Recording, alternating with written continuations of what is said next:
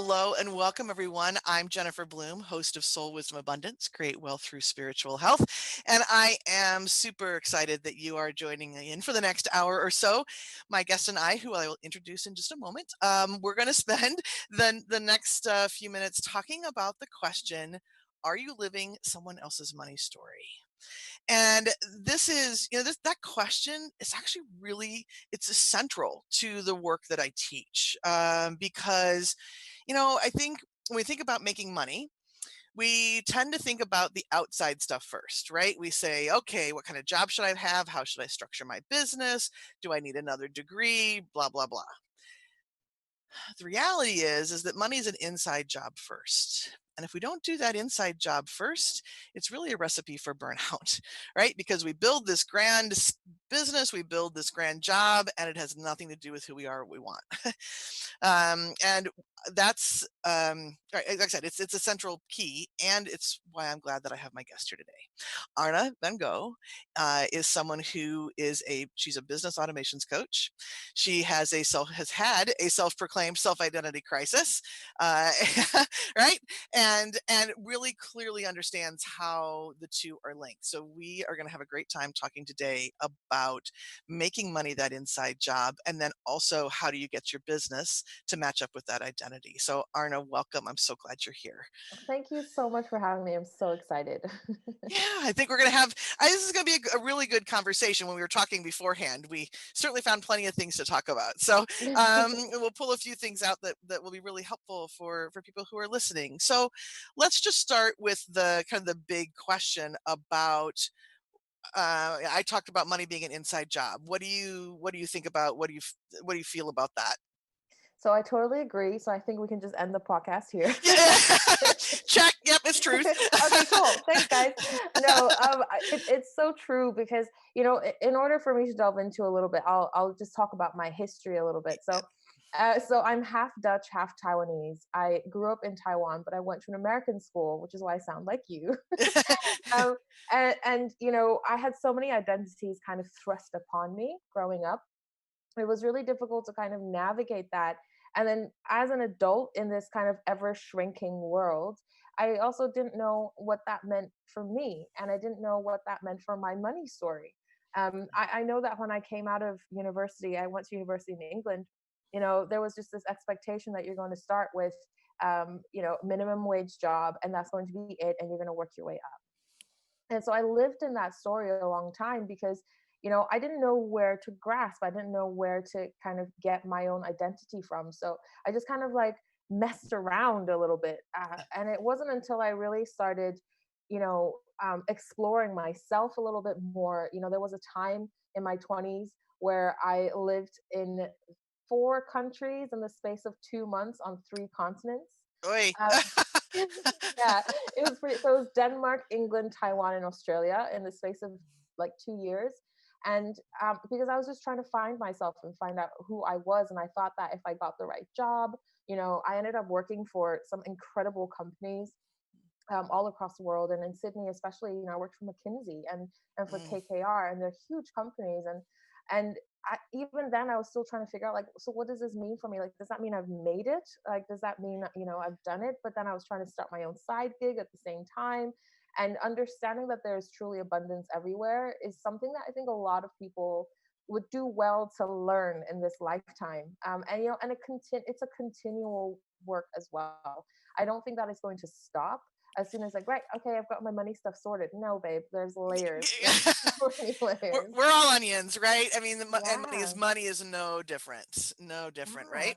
absolutely. And once you've broken past one barrier, it's going to be easy to start barreling through the next ones. And then you're going to hit a little bit more resistance because this is your journey. And I love, there's so many really great people out there. They say, we're spiritual beings having a or spiritual beings having a physical experience.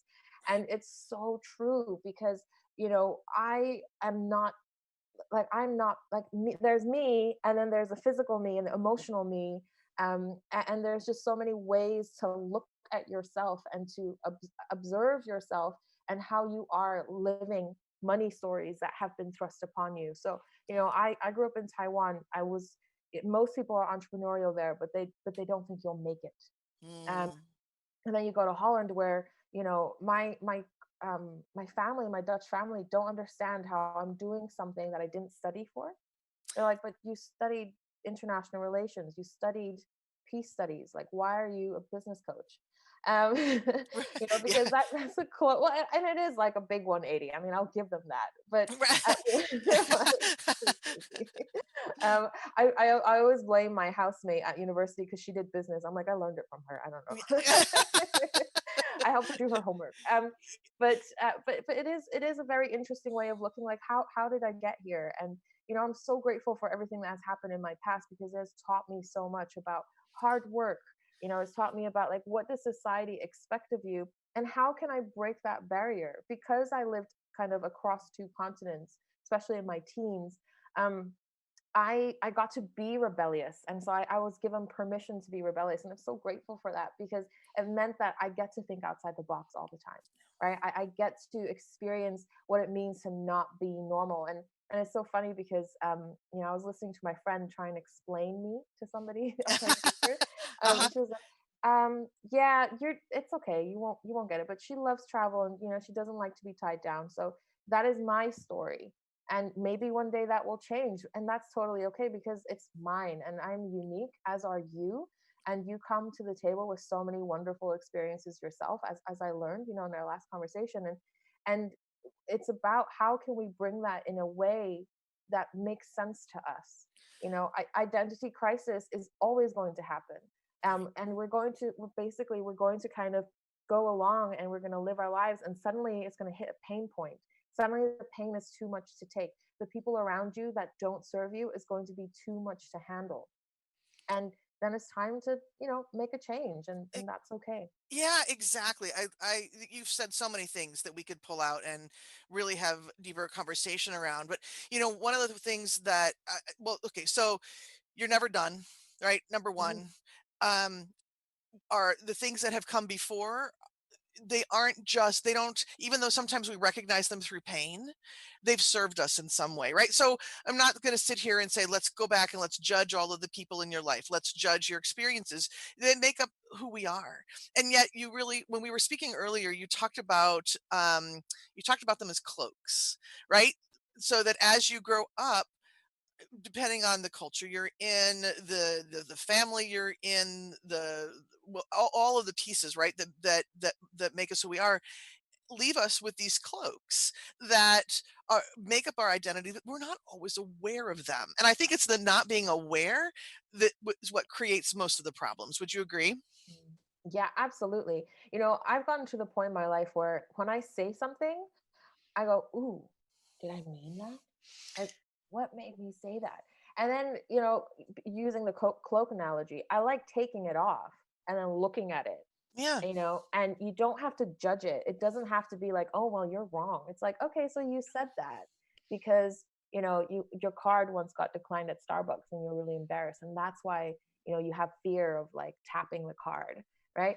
Right. Okay, so how can we work with that? How can we make that experience a better one? How can we reframe that experience? And there's lessons to be drawn out of that.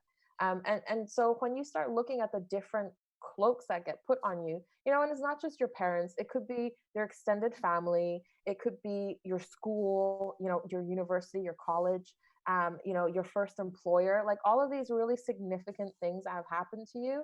I saw a TikTok, I think it was earlier today, and it was like, we can what was it, like, it was a job interview. It was like, but we can only pay you minimum wage, is that going to be okay? And the person's response was, well, then my work quality is only going to be minimum wage, is that okay? Right? And so it's like, Yeah. yeah. Yeah. And I think we carry a lot of these attitudes with us as we grow, and it's important to just look at them and just say, okay, well, how can I, just question yourself, how can I be more aware, like, what does this mean for me? And through that kind of questioning of yourself, and also, I want to stress, you don't have to have all the answers. Yes. Like, it's not necessary to be like, oh, how can I fix this one card decline experience that I had once? You don't have to have the answer. You can just be like, okay, well, that's going to happen. So now I'm prepared next time I go into Starbucks. I can, check my phone and make sure I have money in there or whatever it is. And you can actually fix those as you live your life and as things come up. Beautiful, right? We don't have to be perfect. Perfection is not needed in order to get to where we want to go, right? Again, it's more of that awareness. Like I have a very strong awareness that in my family, my father worked for the University of Illinois in the area of budget and planning. The man knows how to plan. He knows. I mean, his teaching around financial security has always been right in my, very much in the forefront of my mind, and yet I started my own business, right? Again, not something that was really on the radar for financial security and safety, and he never had anything to say about that, but I sure did, right? I sort of felt that, ooh, this isn't exactly, I don't have that regular paycheck with the regular stuff going into 401k and all of these pieces, right? So but I can have an awareness of that, and I don't have to fix it. There's nothing to do with it other than to be aware of it, right? So there's that piece of my story plus all of the other day-to-day experiences that make up that story, and I get to keep changing it. And I think that that's also something that's really important to know, right? Like Mm, even with all everything that we've grown up with, all of our experiences, we're the author of our money story, and we mm. get to change that when we want to. Oh, yes, I totally love that so much. Totally. And it's just so important to know that you actually hold that power. Like nobody else can take that away from you. It's the American dream, right? It's like the freedom. Like this is what I've been watching too much Hamilton. So Oh, oh, is there such a thing as too much Hamilton? I don't know. I don't think so.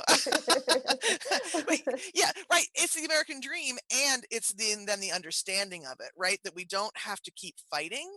If we know our insides, then we don't have to push and fight so hard. Which is a whole other topic, which we will get to in just a moment. We've got to take a quick break, but when we come back, let's address that a little bit, okay? So everyone, Absolutely. stay tuned. We'll be back soon.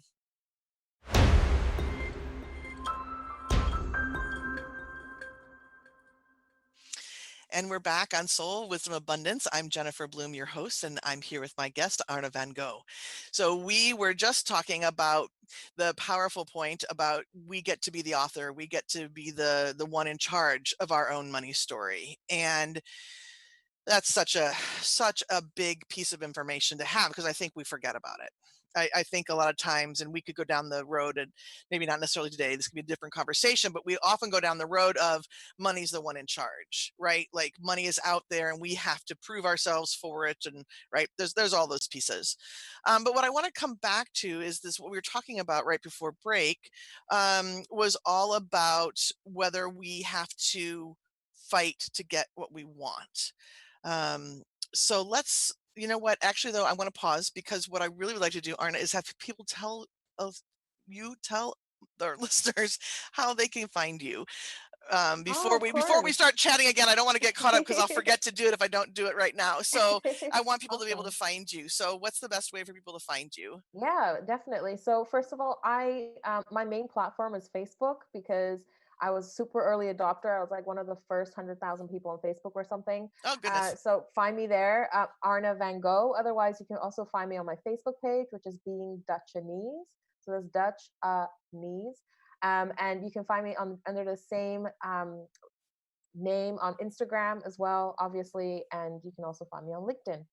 Super great, thank you. I'm really going to ask people to reach out because you have some good information. I think you have a freebie too Yes. out there, right? That people Mm. can go to get some good information to start with. Yeah, absolutely. So, what I do in my business is really kind of holistic, and I don't think enough people shout about it. So, I like to kind of bring in kind of the more spiritual, wholesome side to it.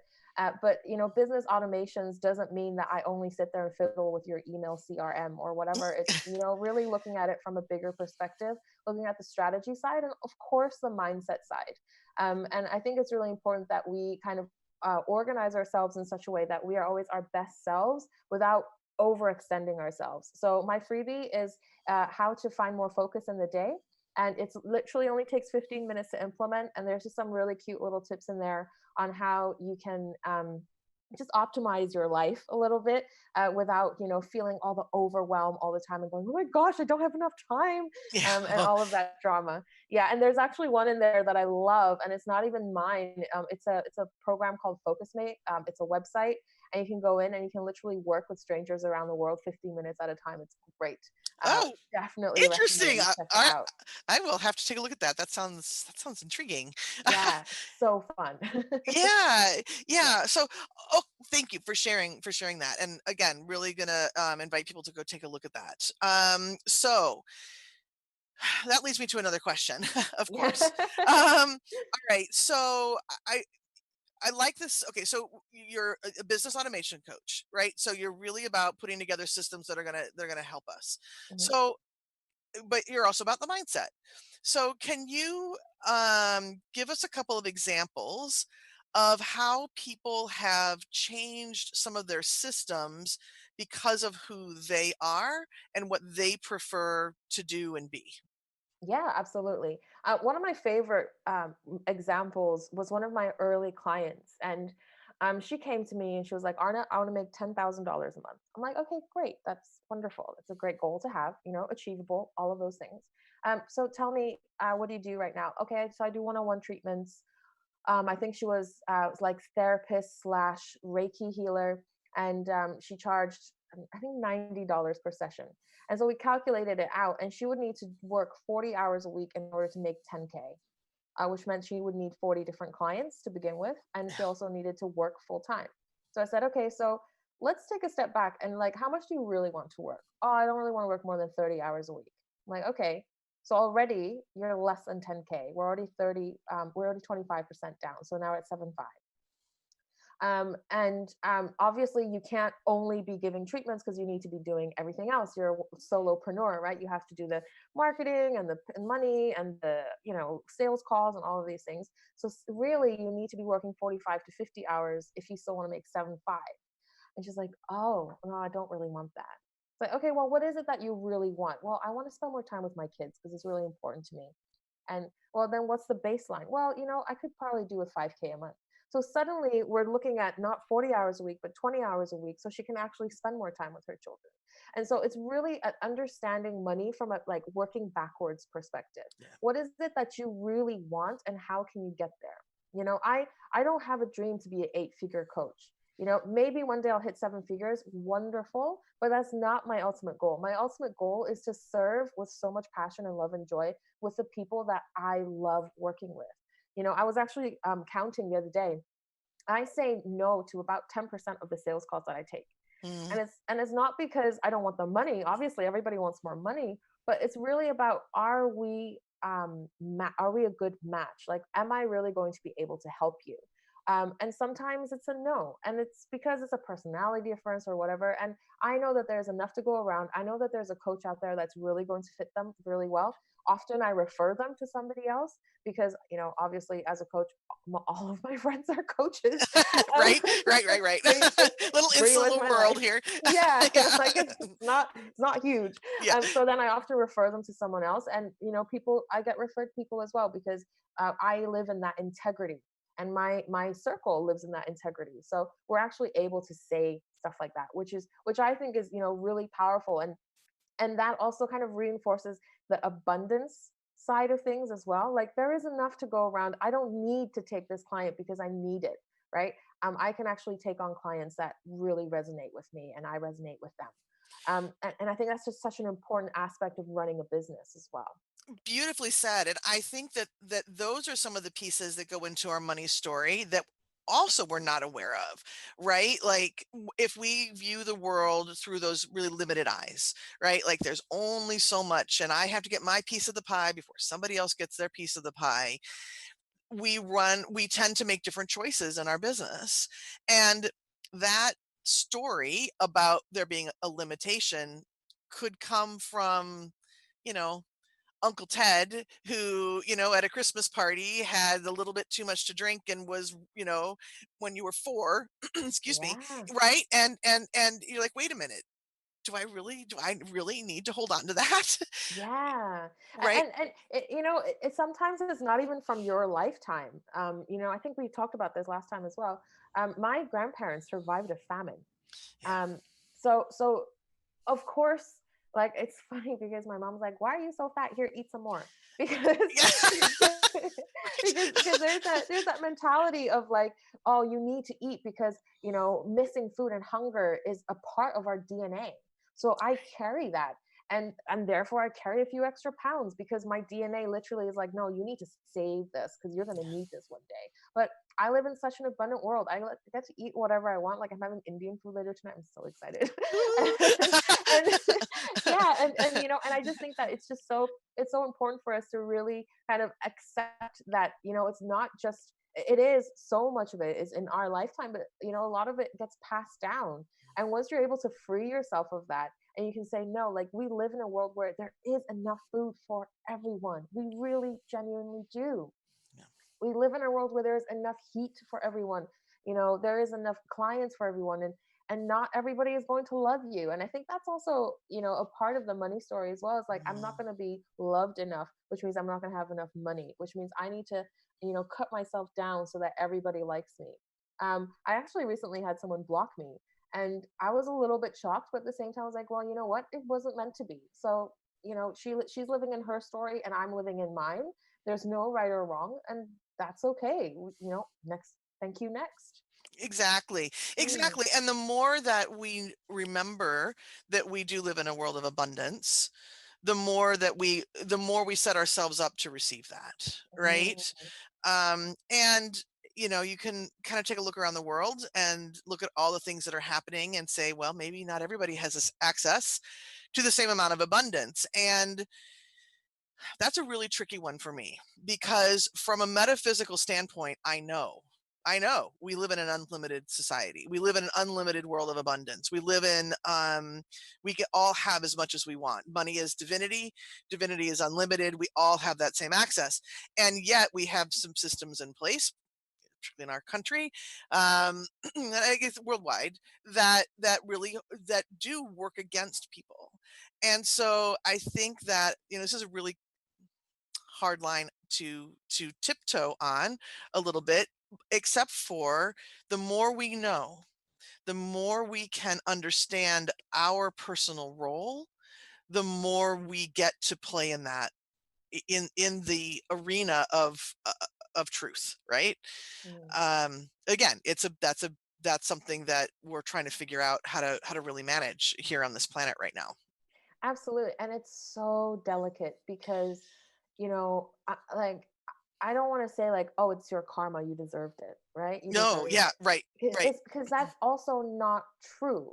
Your karma is something that you work through in your lifetime. So, how can you make the best of what it is? And also, I think there's a responsibility level here as well. I give 10% of my income away, no matter what it is that I earn, because it's important for me to give back.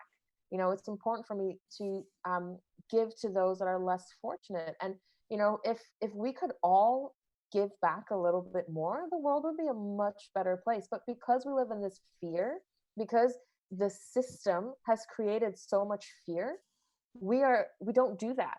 Because it took me a while to get to that point where I was like, oh no, I'm going to give my money away. But we literally live in a system that doesn't allow for that to happen. It's not encouraged. When you see those, I don't know if you have that, but in the UK and in Australia, we have so many like those volunteer people that want you to like sign up for like the monthly, what's it called, like Oxfam and Right. Sure. WWF and stuff. Sure. Sure. um yeah, and I just struggle with that a little bit because I'm like, oh, I don't want you to catch me because I don't want to be giving, right? Like what is that? Like how weird is that? Yeah. Yeah, exactly. Exactly.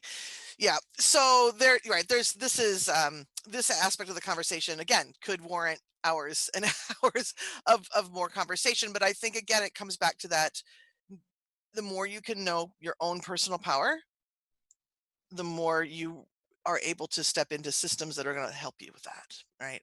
Mm. Okay, so we need to take a quick break. So we'll go ahead and pause the conversation for a moment. You're listening to Soul Wisdom Abundance on Transformation Talk Radio. Stay tuned. We will be right back.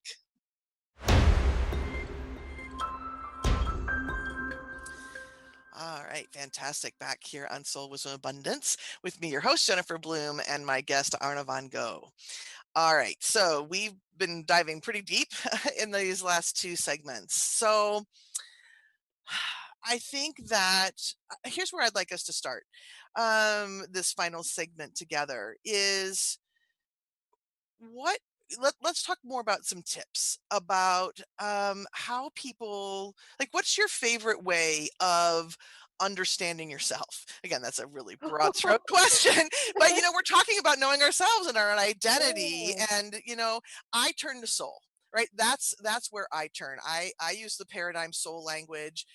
It's been hugely important for me in learning more about who I am at that soul level, my mission and my soulful personality and all of that. And of course, there's as many ways, as you can count to understand yourself and your story. So what's your favorite way of doing that for yourself or your clients? Or Yeah.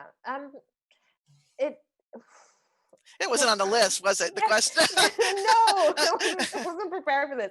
No, I guess for me, personally, I turn to my sound healing. So I'm also a sound healer. Mm. Um, I love doing that, and I love doing public sound baths. So I'm actually going to try and find a way to do more of that for free.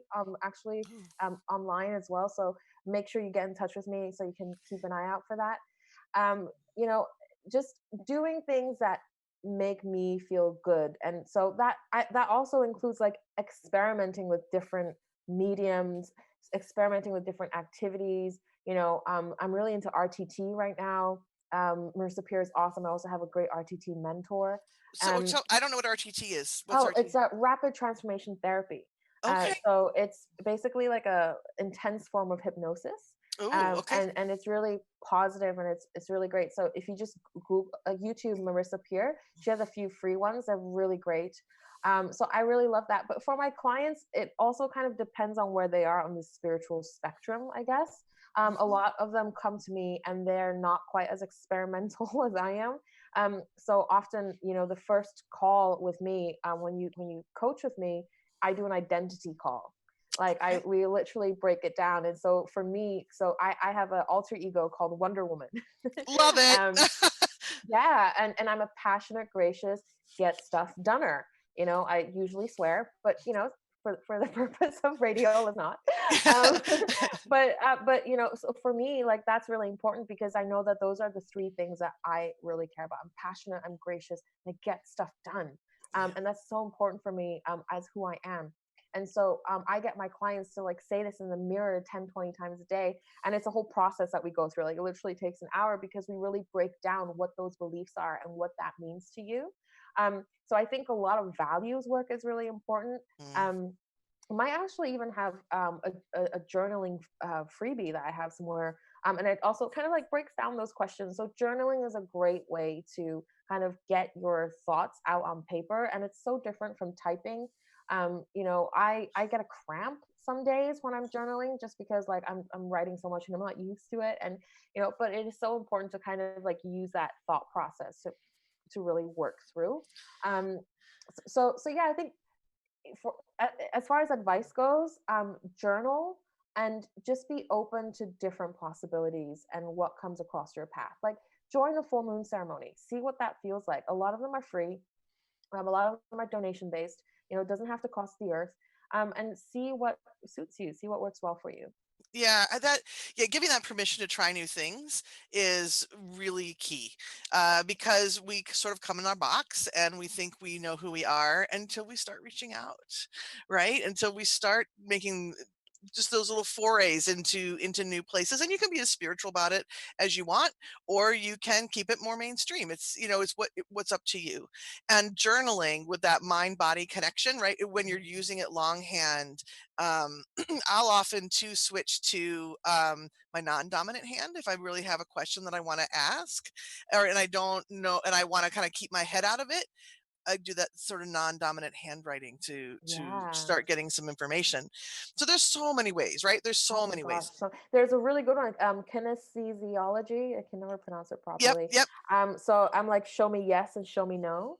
Yeah. And because your body knows, like your body knows so much. It's incredible.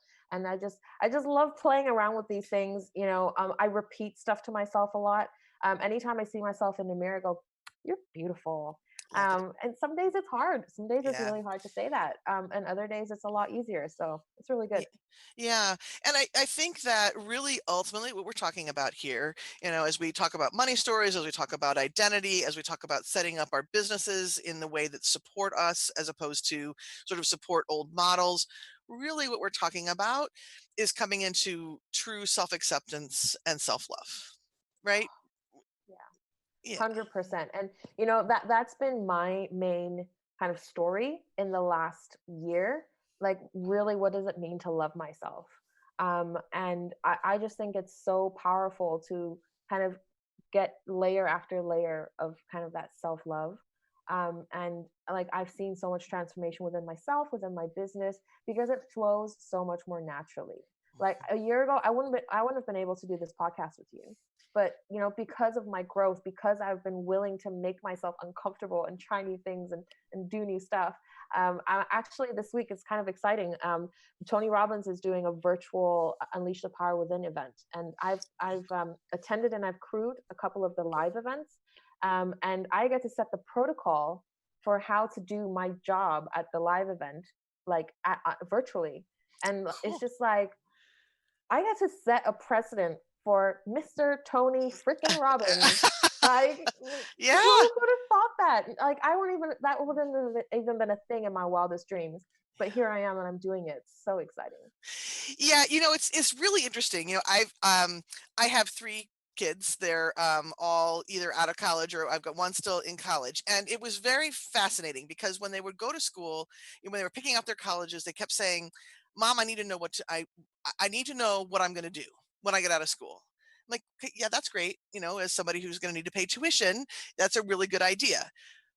But if I looked at 18-year-old me and told her what I was doing now, she'd have no concept, right? The internet wasn't around. Google wasn't around. I'm No. older than Yeah. Google, right?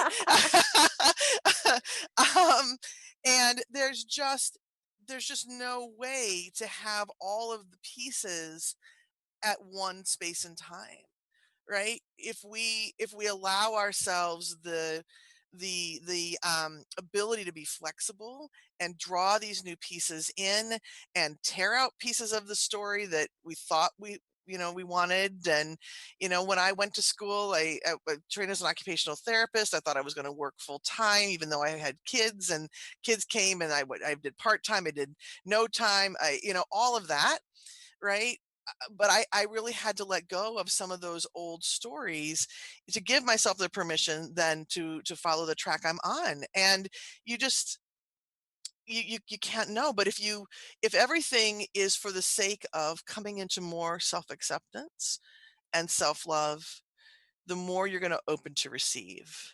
And because I, Beautiful. I think that um, when we don't have love for ourselves, right? When we're kind of, hiding a little bit, and we're saying no to the universe. We're saying, no, Mhm. no, no, don't bring me those gifts. No, no, no, I can't, Yeah. right? Yeah. But as we come into that place of self-love, we're saying, yes, bring me more, bring me more. And how fun, you talk about setting up your business, wanting to be in integrity and being of service and having joy and right, doing all of that. And so when you get into that place, it's really easy to say, yes, bring me more. I want more. Right. As Mm. opposed to being someplace where you're working for the paycheck, where it's like, oh gosh, just let me get through the day. Mm. Yeah, like I think it's fascinating because um we get so comfortable so easily. And even if you're on the spiritual path or whatever you want to call it, it's so easy to get comfortable. Like, okay, I like this meditation, that'll do me. That's fine. It's like, no, because you're going to grow out of it one day. The same way we grow out of our clothes. And even though our body hasn't changed, even though my dress size hasn't changed, I still want a new dress. I still want, it's Yeah. human nature, and that's okay. And I just think it's so important to understand, like, you're going to go through iterations. I started my online business over 4 years ago, I've been through 4 iterations of my business, Yeah. literally like one a year. And you know, that's okay because I grew and therefore my business needed to grow. Like I started as a social media manager because I had so many things to work through, right? And then when I finally stepped into my power, I was like, oh my gosh, I can actually build 7-figure businesses. I went as an online business manager. I built a 7-figure business, and then I was like, you know what? I'm kind of tired of checking the emails because that's not in alignment with me anymore. I want to help more people. I want to do this on a bigger scale. I'm going to go into coaching. And so I did. And you know, whatever the next step is, I have no idea. I couldn't tell you that now. You know, I couldn't tell you that as an 18-year-old. And so let's try and, you know, explore what that means for me. You know, what does spirituality really mean to me in the realm of business? Like, how can I, you Mhm. know, bring those two together? And that's what I'm playing around with right now, and it's incredible. It's so much fun. And if you allow it to be fun, if you allow it to be, you know, experiential, then everything is going to flow much easier, especially the money is going to come so much quicker. Yeah, and I'm laughing because it's every single psychic reading I ever get is they're like, Jennifer, you need to play more. You need to have more fun. And I think I'm finally getting it. You know, I'm 50 Oh, and I think I'm finally getting it. This is supposed to be fun. Life's supposed to be fun. It really is. We take it mm, all too way more seriously than we need to. yeah. And speaking spiritually, the energy of money is joy. So when we are Mm, in that place of joy, right, we are much more receptive to it, right? beautiful. I Yeah. love that. Thank you Yeah. so much. That was like, you know, I love talking to people like you because it just means that like I get to kind of look back at my values and what they mean, and you know, I learn something every single time, so I'm so grateful for your wisdom. Oh, fantastic. Well, and thank you for everything that you've shared. And we'll let that be the final word. Arna, I'm really, really delighted that you chose to be here today. I appreciate your vulnerability and speaking about your background and everything and your stories. And just so one more time, if you'll let people know where to find you. Yep, so find me on Facebook, Arna Van Gogh or Van Gogh, if you're that way inclined. You can also find me on Facebook and Instagram as Being Dutchanese. Super. All right. Again, thank you so much. I'm very appreciative. And for those of you staying here, we'll take a quick break. And when we come back, I'm going to take you through an exercise about your money story. So stay tuned.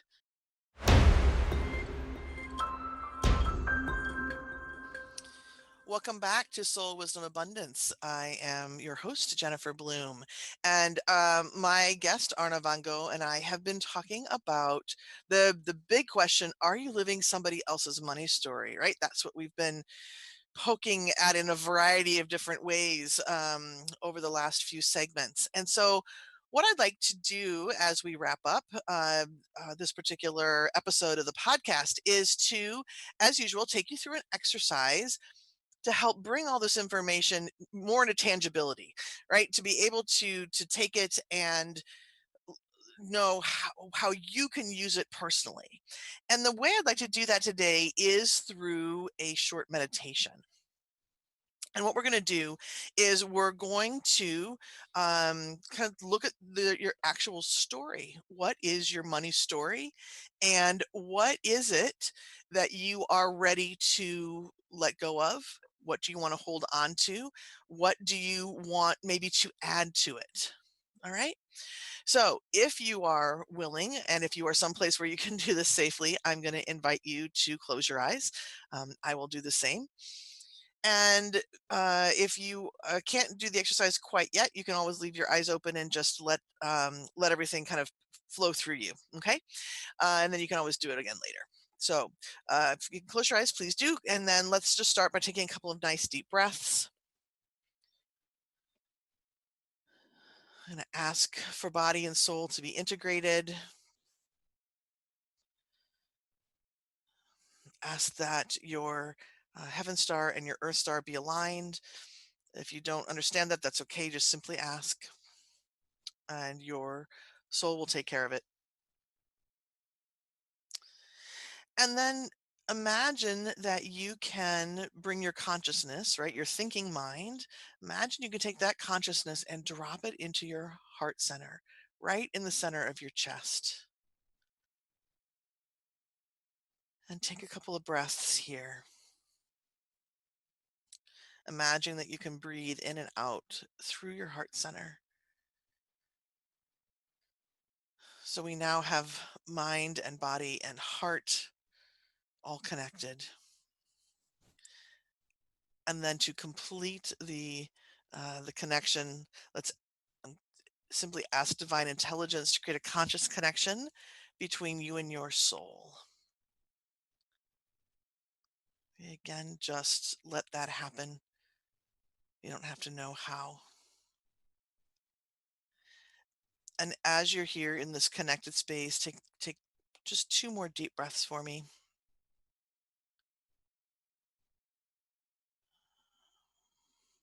And then in your mind's eye, I am going to invite you to imagine yourself in a sacred place. And that sacred place for you might be outside in nature, might be inside a particular building, it might be on a beach. This just let yourself be taken to some place that feels very safe and very sacred. And just take a moment to notice what's around you, the colors and the sounds, the scents in the air. Just really begin to notice this beautiful place, this beautiful, safe, sacred place.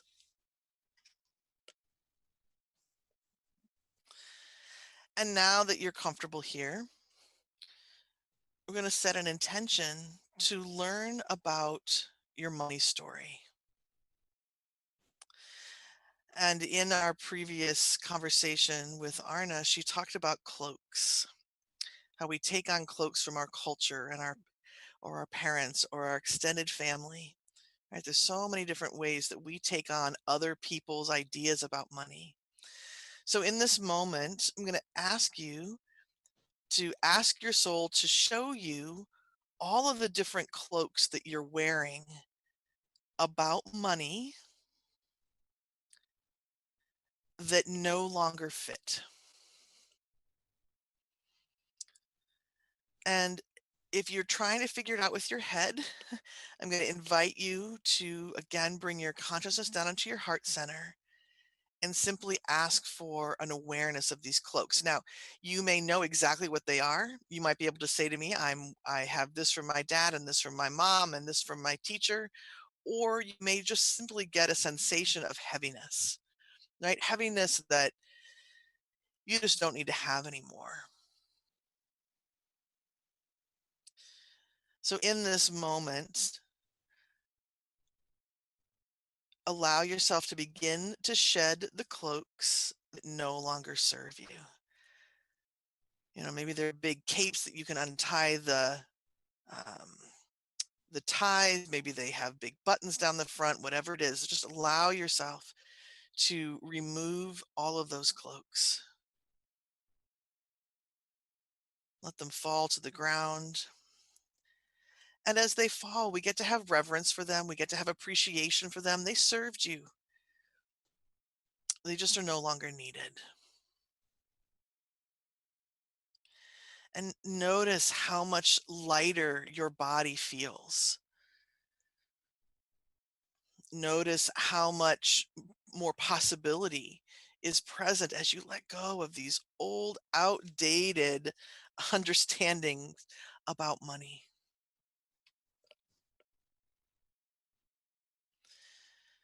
And then let's ask your soul to show you what new cloak you might want to put on. And you may find that that cloak is lighter. Maybe it's more of an energetic, like literally made of light.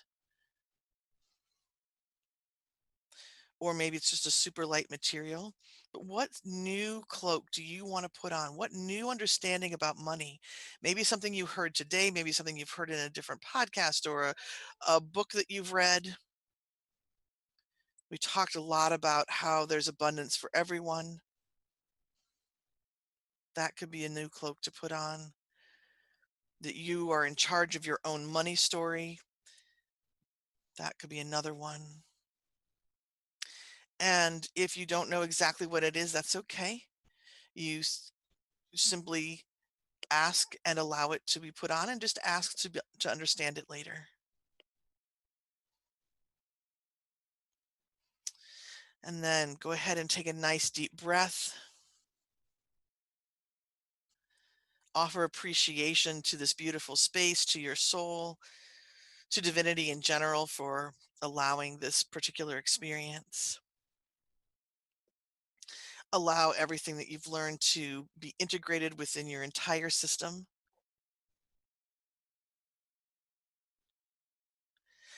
And then, knowing this was just a short trip into this meditation space, you know that you can always come back and redo this exercise as often as you would like. Begin to release the image of what's around you. Breathe deeply as you wiggle your fingers and toes, shrug your shoulders, and let yourself come back fully and completely into this present moment with all that you have learned integrated. And as you come back, take one more deep breath. And I am going to, as you've all come back fully and completely, I'm going to invite you to do that exercise as often as feels right. Each time you're going to get a little bit different information. And most importantly, it's awareness. That's what we're doing here. We are building awareness of what's in your story and what you want to add to your story. This is a living, breathing story. You're continually adding and releasing, adding and releasing. Okay. All right. So, thank you all for being a part of the conversation today. This question about living your money story is an important one. Are you living somebody else's money story? Right? It's an important question to continue to get to ask. And as I said, it is central to what I teach. So if you would like some more information, please come find me on Facebook at Soul Abundance Guide. You can find me on Instagram as well at Soul Abundance. And always at my website, jenniferbloome.com, if you're looking for more information about how to expand into this knowledge. Okay. So thank you all. You'll find me here on Transformation Talk Radio the first and the third Fridays of every month. Next, in the next episode, I'm going to talk about poverty consciousness. So that should be a really good one. Okay. So, all right, everybody, have a really great couple of weeks, and I will see you soon. And until then, I offer each and every one of you prosperous blessings. Take care. Bye bye.